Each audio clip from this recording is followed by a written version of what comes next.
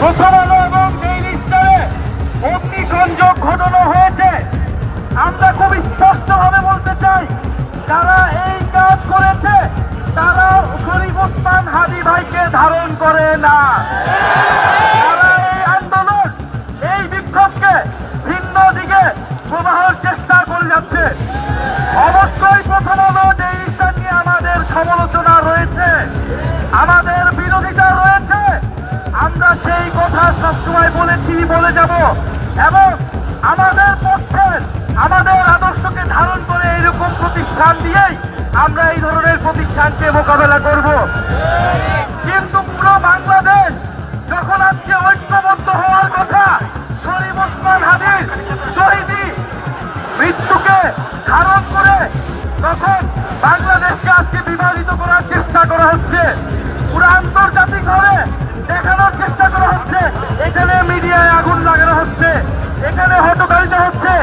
এগুলো যারা করছে তারা খুবই পরিকল্পিতভাবে স্যাবোটেজ করছে, এবং আমরা যাতে আন্দোলন গড়ে তুলতে না পারি সেই চেষ্টা চলছে। ফলে আমরা আহ্বান জানাবো, আপনারা সতর্ক থাকবেন যে যার জায়গা থেকে।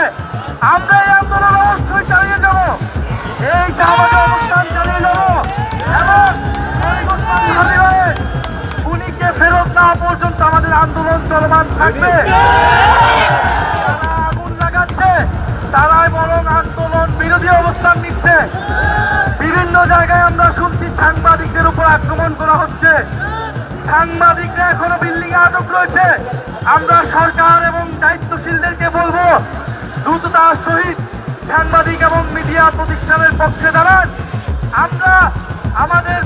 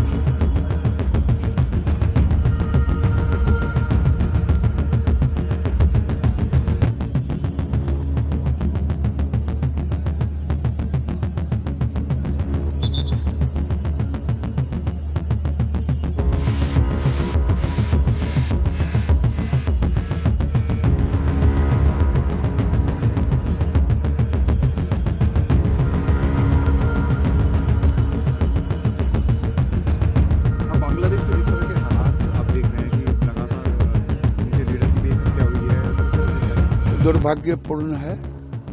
ये भारत के तमाम राजनीतिक दलों को इस पर चिंता करनी चाहिए।